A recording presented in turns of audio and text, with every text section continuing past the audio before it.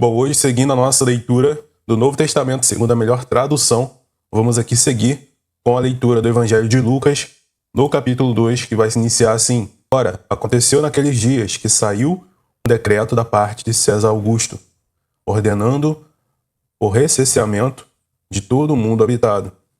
Este primeiro recenseamento aconteceu quando Quirino estava governando a Síria, e todos estavam viajando para alistar-se, cada qual para a cidade natal. Assim José também, José no caso o pai de Jesus, subiu, Cadastro, né?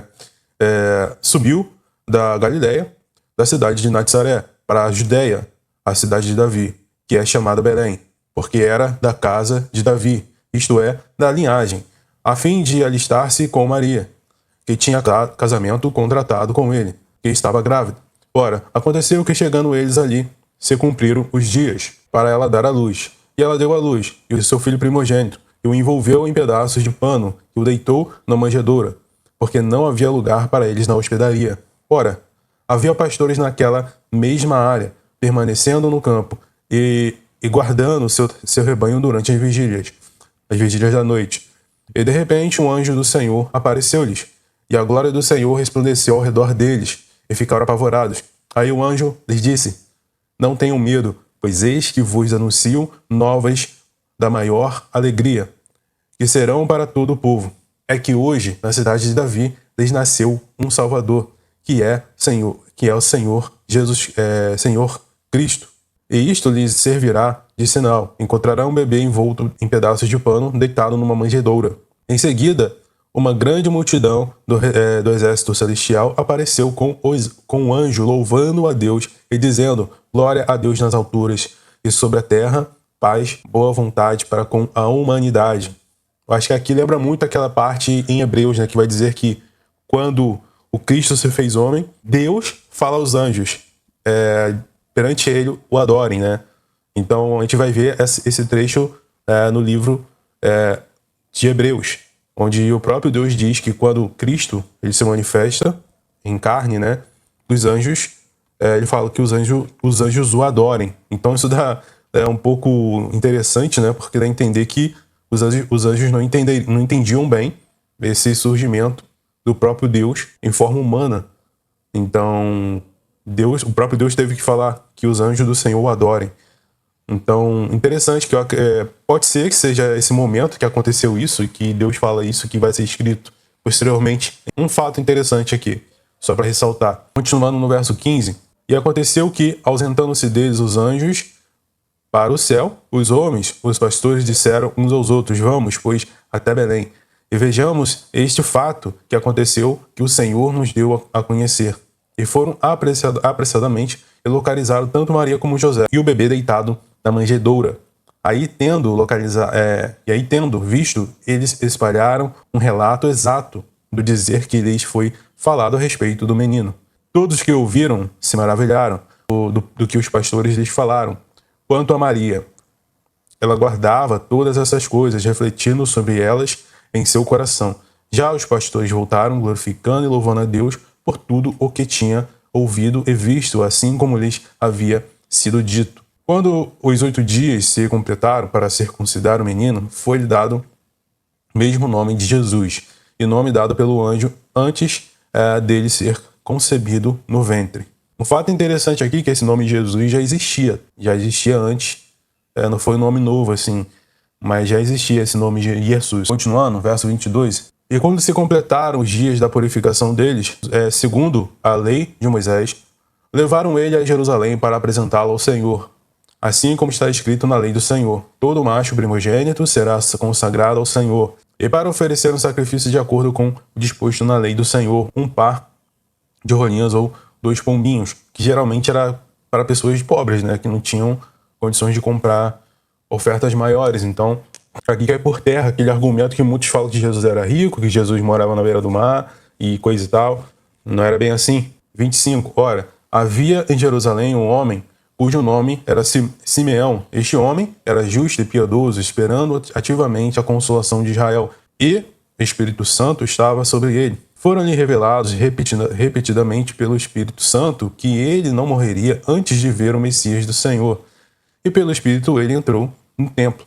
E quando os pais adentraram com o menino Jesus para com ele procederem segundo o costume da lei, Simeão o tomou nos braços, louvou a Deus e disse: Ó soberano, agora podes liberar em paz o teu escravo, conforme a tua palavra, porque os meus olhos já viram a tua salvação, a qual tu preparaste perante a face de todos os povos, uma luz para a revelação às nações étnicas e a glória de teu povo Israel. Já José e Maria dele se maravilhavam das coisas que dele se diziam. Então Simeão os abençoou e disse a Maria, sua mãe: ouça, este é o destinado à causa a queda de ascensão de muitos e a ser um sinal que é contestado, para que sejam revelados os raciocinares de muitos corações. Outro sim, uma espada atravessará a tua própria alma também. Havia também uma profetisa, Ana, filha de Fanuel, da tribo de Aser.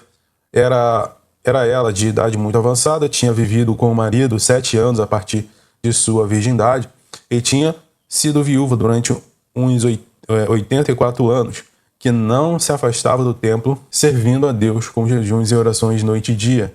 Pois ela, sobrevindo naquele exato momento, ela começou a louvar ao Senhor e seguiu falando dele a todos em Jerusalém que aguardavam a redenção. Quando tinha completado tudo segundo a lei do Senhor, eles voltaram para a Galileia, para a sua própria cidade Nazaré.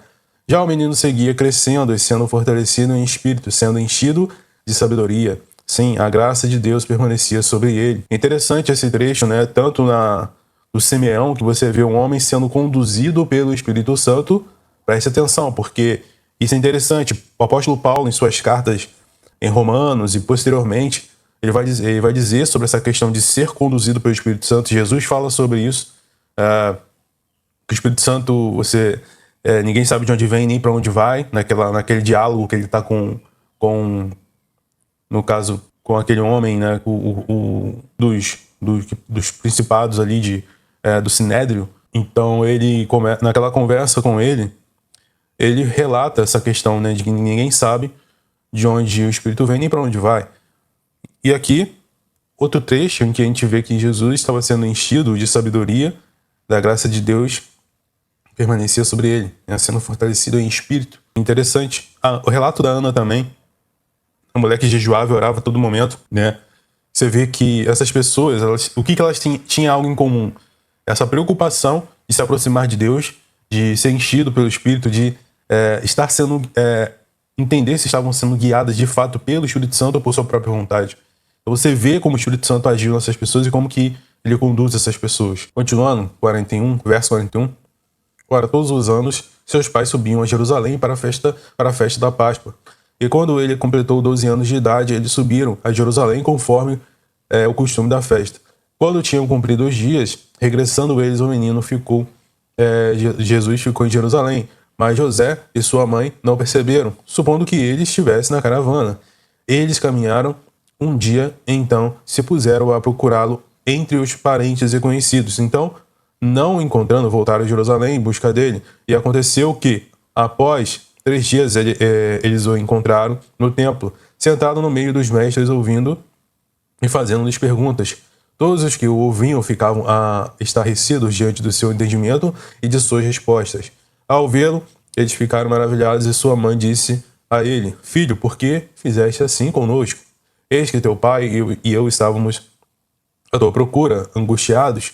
Aí ele disse: Por que estavas me procurando? Vocês não sabiam que preciso tratar dos interesses de meu pai? Mas eles não compreenderam a declaração que ele lhes fez. Então, a sua Bíblia talvez deva estar diferente, né?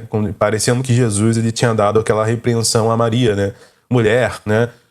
Essa famosa, como se fosse uma repreensão. Enfim, então, Jesus, que seria uma tradução mais aproximada, seria nesse sentido, que a gente acabou de ler. Então, continuando. Então, ele desceu com eles e foi para Nazaré e seguiu, se subordinando a eles. Já sua mãe guardava todos esses dizeres em seu coração.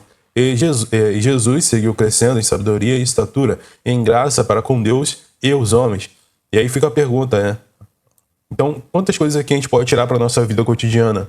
Crescer em graça diante de Deus, que é essa proximidade de Deus, de eu me preocupar se eu estou sendo guiado pelo Espírito Santo ou pela minha carne, pela minha própria vontade, meus interesses, ou pela vontade de Deus, pelos interesses do alto. E diante dos homens, que é você refletir o céu através da sua vida, refletir as virtudes do reino de Deus através da nossa vida para os homens. Porque quem recebe essa diligência de Deus são os homens, os convertidos, aqueles que se dizem cristãos, são representantes do céu. E quando nós falhamos nisso, a gente está falhando muito feio. Quando damos maus exemplos e maus testemunhos e por aí vai. Bom, e aqui terminamos a capítulo 2 e no próximo vídeo a gente vem para o capítulo 3 do Evangelho de Lucas.